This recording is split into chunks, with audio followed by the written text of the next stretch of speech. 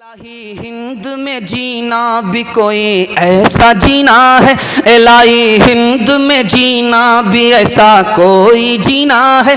यहाँ मझधार में अब तेरे बंदों का सफीना है। अरब की सरजमी कितनी मुकद्दस है जहाँ वालों, अरब की सरजमी कितनी मुकद्दस है जहाँ वालों। खुदा का घर है मक्के में, नबी का घर मदीना है।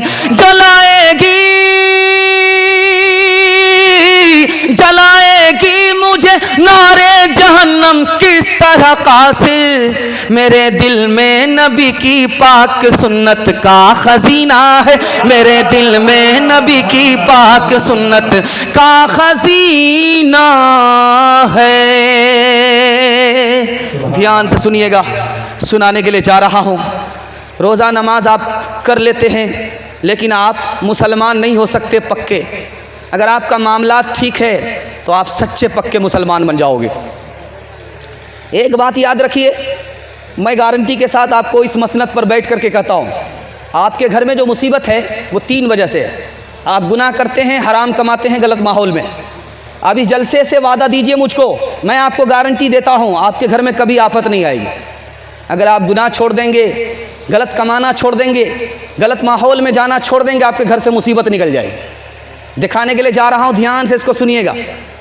शादी का मौका है, बाप खामोश है, बेटा खामोश है, और उससे जब पूछा जाता है कि तुमको कुछ लेना देना है तो बताओ, कहा हम कुछ नहीं जानते, हम तो सुन्नत के मुताबिक शादी करना जानते हैं, मेरे बाप से पूछ लो। मतलब साफ है, बेटा भी भूमियार है और बाप भी भूमियार है। मतलब भी निकालना चाहता है, सांप भी मारना चाहता है, लाठी भी बचाना चाहता है। अब उस बाप से पूछा जा रहा है कि तुम्हारा कोई मुतालबा है तो बताओ, लड़की से शादी होना है, तुम्हारा बेटा है, तुम्हारे बेटे की शादी है, कोई बताओ मुतालबा है। तो वो बाप क्या कहता है, कोई मुतालबा नहीं है। अगर बुलेट दे दीजिएगा तो क्या फ़र्क पड़ेगा, आप ही की बेटी आएगी और जाएगी। मुतालबा कुछ भी नहीं है। भैंस दे दीजिएगा, बच्चे वाली भैंस, तो क्या फ़र्क पड़ेगा, उसका दूध आप ही की बेटी पिएगी। मुतालबा कुछ भी नहीं है। सिल्ली गोड़ी से पलंग मला करके दे दीजिएगा तो क्या फ़र्क पड़ेगा, उस पर आराम आप ही की बेटी करेगी। कितना बड़ा भूमियार है, काम भी निकालना चाह रहा, बदनाम भी नहीं होना चाह रहा। इंसाफ से बताइए, ये जो पलंग मिला है किसको मिला है, बेटी दामाद को। ये जो भैंस मिली है किसको मिली है, बेटी दामाद को। ये जो गाड़ी मिली है किसको मिली है, बेटी दामाद को। इस बानर बाप को क्या मिला, नाना की हुंडी। ये दूसरे की दुनिया बना रहा है, अपनी आखिरत बर्बाद कर रहा है। एक बाप था, दुनिया को ठग करके जा रहा था। बेटा को बुलाया कि फरिश्ता पकड़ेगा, बहुत धुलाई करेगा, वॉशिंग मशीन में जैसे धुलाई होती है वैसे धुलाई कर देगा। तो कहा कि अब्बा हुजूर क्या मतलब, कहा फरिश्ते को भी ठगना चाहते हैं। कहा फरिश्ता को कैसे ठग लीजिएगा, आपके बाप की मजाल है। कहा 2 मिनट में ठग लेंगे। कहा कि कैसे, कहा जब मेरा इंतकाल हो जाए तो मुझको पुरानी कब्र में दफन करना, नई कब्र में दफन मत करना। कहा अब्बा हुजूर नया मुर्दा नई कब्र में जाता, आप पुरानी कब्र में जाना चाहते हो। कहा बेटा जब पुरानी कब्र में दफन करोगे, फरिश्ता पूछने के लिए आएगा तो फरिश्ता को भी ठग लेंगे। अभी तो पूछ कर गए थे, क्या बार बार दिमाग खराब करने के लिए आ गए। ध्यान से सुनिएगा जो मैं आपको सुनाने के लिए जा रहा हूँ। आपको ये पैसा मिला, आपको ये गाड़ी मिली, आपको ये भैंस मिली, ये रिश्वत है। और रिश्वत ऐसे ही हराम है जैसे पेशाब हराम है। रिश्वत ऐसे ही हराम है जैसे शराब हराम है। रिश्वत लेने वाला कुत्ता दोनों बराबर। आप देखेंगे कुत्ते को जब वो ज़मीन पर चलता है तो सूंघता रहता है, सूंघता रहता है। क्या मतलब हुआ, वो सूंघता है कि कहाँ हमको खाना मिलेगा। और बेटा वाला सूंघता है, जेब को टटोलता है कि किसके यहाँ ज़्यादा माल मिलेगा। जो हाल कुत्ते का वही हाल रुपया पैसा मांगने वाले का। सच्चाई है, सुन लीजिए। अमल करना ना करना ये बात की बात है, लेकिन सच्चाई है, सुन लीजिए। दूसरी बात, आप देखेंगे कुत्ते को अगर कोई रोटी देता है तो दुम हिलाता है, अगर कोई रोटी नहीं देता उसको आंख दिखाता है। जब गरीब को देखता है बेटे वाला, उसको आंख दिखाता है, नहीं हमारा बेटा इस वक्त नहीं है, शादी नहीं करेंगे, 2 साल के बाद करेंगे। जैसे ही अमीर ने ऑफर कर दिया कि गाड़ी भी देंगे, पैसा भी देंगे, तो यूँ दम हिला रहा है।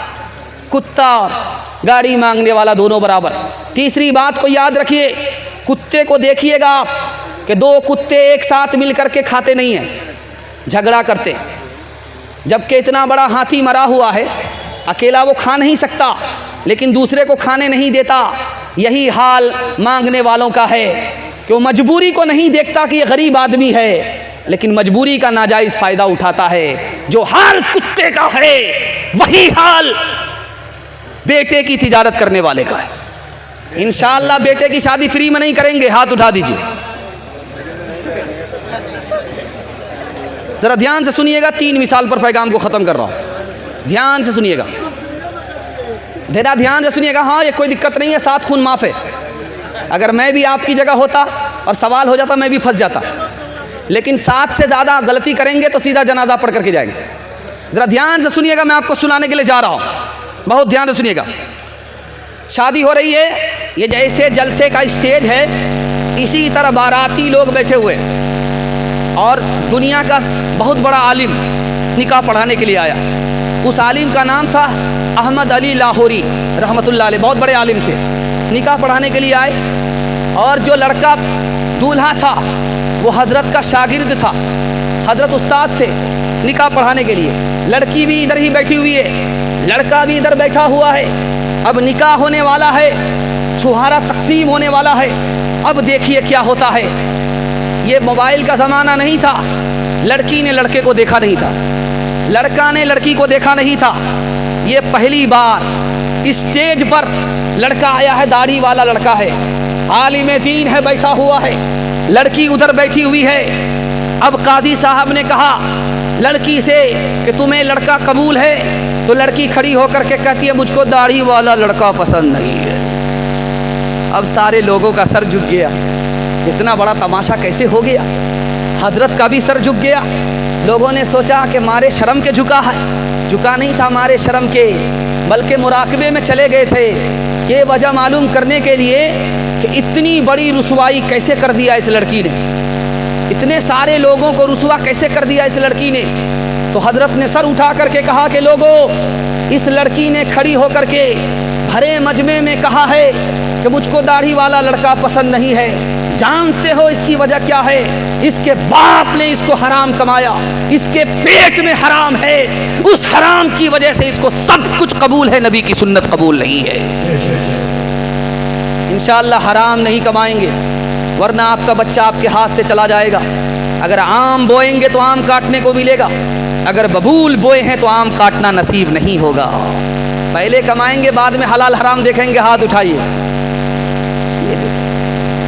हम आपके पीछे पकड़े हुए, आपका हम पीछा छोड़ने वाले नहीं हैं। हम आपके दिमाग को टटोलते इसलिए हैं कि मेरे पैगाम की आप हिफाजत कर रहे हैं या मेरे पैगाम को आप बर्बाद कर रहे हैं। ध्यान से सुनिएगा, सुनाने के लिए जा रहा हूँ आखिरी मिसाल, ध्यान से सुनिएगा। अमीर अब्दुर्रहमान, यही अफ़गानिस्तान काबुल का बादशाह है, बेटे को भेजा है महाज पर। महाज से खबर मिलती है कि तुम्हारा बेटा भाग गया, मैदान हार गया। माँ ने कहा कि मेरा बेटा मैदान नहीं हार सकता, मेरा बेटा मैदान जीत करके आएगा या शहादत का रुतबा पा करके आएगा, गर्दन कटा करके आएगा। माँ ने कहा कि नहीं, खबर वो सच्ची है। बाप ने कहा वो खबर सच्ची है, माँ ने कहा वो खबर झूठी है। थोड़ी देर के बाद खबर आई कि नहीं, वो खबर झूठी थी, तुम्हारा बेटा मैदान जीत करके आ रहा है। तो अब बाप ने बच्चे की माँ से पूछा कि तुमने इतना यकीन से कैसे कह दिया था? का इसलिए कहा, जब वो मेरी गोद में था उसको मैं दूध पिलाती थी, तो पहले वजू करती थी, उसके बाद दूध पिलाती थी। दूध का असर है, मेरा बच्चा मैदान मार करके आएगा, हार करके नहीं आ सकता। इंशाअल्लाह हलाल कमाएंगे, बच्चे को हलाल खिलाएंगे। हाथ उठाइए, इंशाअल्लाह लूट करके लाएंगे।